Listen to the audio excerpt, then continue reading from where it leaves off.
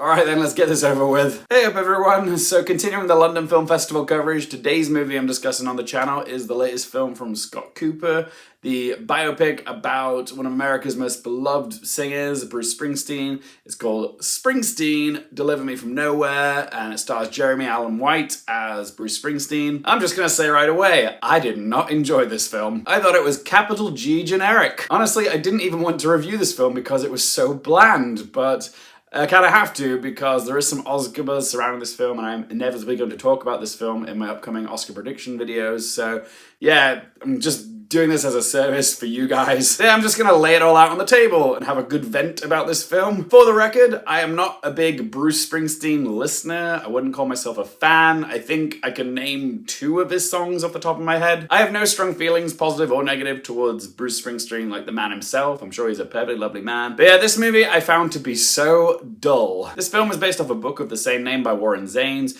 The film mostly takes place in 1981, just after Bruce is done with this massive tour and is wondering what direction he wants to go with his music now. He starts crafting his next album called Nebraska, which is a very different change of pace for the rock star, as this is a more acoustic-y, folksy type of album. Okay, it's more of a rumination on his upbringing, his childhood trauma, and the guilt that he feels for leaving his old life behind. And the whole process of making this album leaves him quite depressed because he's having to face the demons of his past. Bruce records a lot of this album from home, like in his bedroom, and he uses very specific equipment, and he's really happy with how it sounds, and he wants to transfer like the sound off this cassette onto vinyl, and they're having trouble doing that. And yeah, so they try to solve the problem of how to make it sound just as good on vinyl. And there's also this B-plot about him getting involved with this diner waitress called Faye Romano, played by Odessa Young. And that's really all there is to it. It's us watching him creating his next album, which gets a lot of pushback from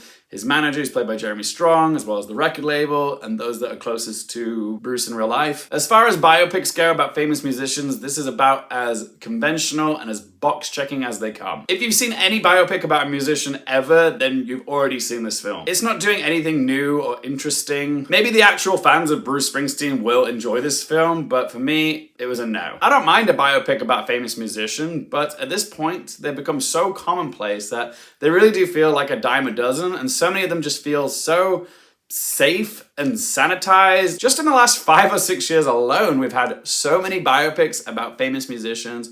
Freddie Mercury, Elvis, Elton John, Bob Marley, Bob Dylan, and now we've got Bruce Springsteen. And it's getting to a point now where you've seen one, you've seen them all. I'm just starting to get bored of them. It's kind of similar with what happened with the MCU. Like, after we peaked with Avengers Endgame, a lot of people were starting to feel superhero fatigue, and that's what I'm feeling now with these biopics about musicians. I'm feeling fatigued watching them because they all feel very similar, and the ones which actually do dare to try and do something interesting, like Better Man or Rocket Man, are the ones that often don't get as much like praise come Oscars season, which is a real shame because those are the ones which I actually really liked. But because Springsteen is a box-checking biopic about one of America's most beloved singers, it's probably going to get some Oscar nominations, even though I don't think it's all that good. Normally, the bare minimum I can say with these films is that they're at least usually star vehicles for their lead actor to shine and get an easy Best Actor nomination. But honestly, I can't say I was blown away by Jeremy Allen White's performance as Springsteen. Like, he's fine in this, he's got the physicality and the accent down, but despite Springsteen's star power, it doesn't really feel like White shines in this role. At least not to me anyways. I'm sure lots of you will come to his defense and say that he's amazing in this film. Personally, I think that Jeremy Strong and Odessa Young gave stronger performances in this film. All the way through this film, I was waiting for that big, emotional, Oscar-clippy moment, and when it finally does come, like towards the end of this film, where you see him like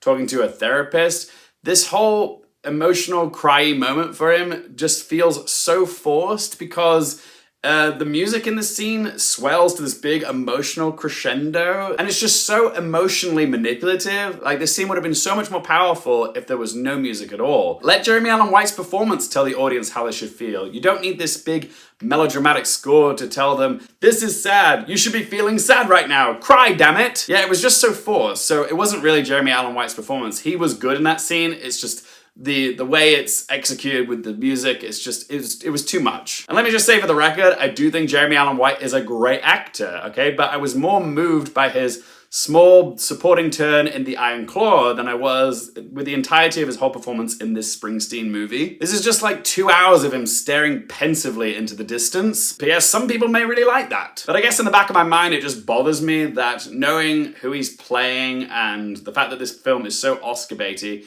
that this is a performance that's more likely to get into our Best Actor 5 than other performances like, say, Dylan O'Brien's in Twinless, which I think is a far stronger performance personally. Just saying, the comparisons of this film to James Mangold's A Complete Unknown are inevitable because they are quite similar films, and they've come out within 12 months of each other. If you guys watch my channel regularly, you'll know that I was lukewarm to A Complete Unknown. I love Chalamet's performance, but the movie I just thought was fine. But after watching Springsteen, I found myself respecting A Complete Unknown more. This Springsteen movie makes A Complete Unknown feel groundbreaking in comparison. There was just so much more finesse in Mangold's direction in that film as compared to Cooper's direction in this. This is the poor man's A Complete Unknown. It doesn't look bad, it's just not as impressive, okay? It feels more common, more pedestrian, and therefore forgettable. Honestly, the highlight of this film is the scene where they're recording Born in the USA. That was somewhat interesting, but then it was just like a slow, very slow decline all the way to the end. This movie really felt long, okay? It was dragging. But yeah, shall we discuss its Oscars chances? If this film does end up getting a bunch of Oscar nominations, then I am going to sulk a lot about it on this channel. I don't want this film to be a big player at the Oscars, but much like last year with The Complete Unknown, history suggests that this is the type of film that the Academy are probably going to like. But because it is quite similar to A Complete Unknown and that film did alright at last year's Oscars, there is a chance that maybe the Academy won't feel the need to honor a film that's so similar to one that they just recognized last year. So like, it was kind of like, you know, Rami Malek winning the Oscar for Bohemian Rhapsody, but then Taron Egerton got snubbed completely for his performance as Elton John in Rocketman, which came out a year later. So yeah, if it's very similar, they might just be like, oh well, been there, done that. We don't feel the need to acknowledge a similar movie. Let's find something new to award. But yeah, I can still see this getting in just based off the fact that it's got, you know, Springsteen's name in the title, and he is like, you know, a national treasure for Americans. So even though I don't like this film, it's probably still going to be a contention for a bunch of categories like Best Picture, Best Actor for Jeremy Allen White, Best Sound, and also hair and makeup. There is some transformational makeup going on with Stephen Graham's character at the end of this film. I hope it doesn't get into Best Adapted Screenplay, but if a film has a chance of getting into Best Picture, often the screenplay does come along with it. I think Jeremy Strong will be in the conversation for Best Supporting Actor, even though his performance here isn't as showy or as grabby as his Oscar-nominated performance last year for The Apprentice. Like, there's still plenty for him to work with here. He is in the film a fair bit, and he really is like a good supporting character in this. And yeah, I think Odessa Young will be in the conversation for Best Supporting Actress, but I don't think she'll get nominated. But yeah, I think that's it. If there's any others that I missed, do let me know in the comment section down below. How many Oscar nominations do you think Springsteen is going to get? All right, then, let's ask them 3 questions. Firstly, would I watch this again? No, thank you. Question 2, do I recommend it for you guys? The short answer is no. Like, I didn't enjoy this film, guys, so I wouldn't encourage others to see it. I thought it was dull, bland, and uninspired. But if you're a Springsteen fan and you're curious about this film, then yeah, go check it out. You guys might actually like it, okay? I'm just giving you my honest opinion that I didn't like it, and I therefore wouldn't encourage my friends and family to see it. And third question, what score to give out of 10? This film wasn't for me, guys. I didn't get much enjoyment from it, other than some decent performances from Jeremy Strong and Odessa Young.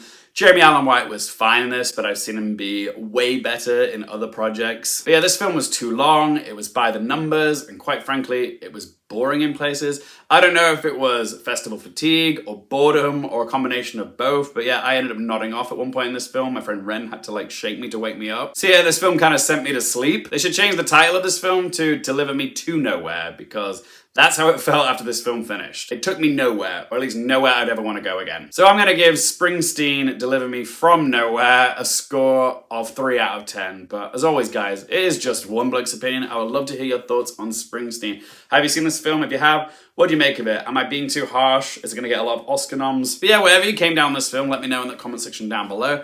If you enjoyed this video, help me with a little thumbs up button. If you disliked it, you can hit the dislike button. I'm sure I've probably pissed off a lot of the Bruce fans that are watching. But yeah, if you want more movie, TV, and Oscars-related content, don't forget to click that subscribe button for us. And as always, thank you guys so much for watching. For more things related to movies, TV, the Oscars, and popcorn culture, I'm Luke Hearfield, and I'll see you next time.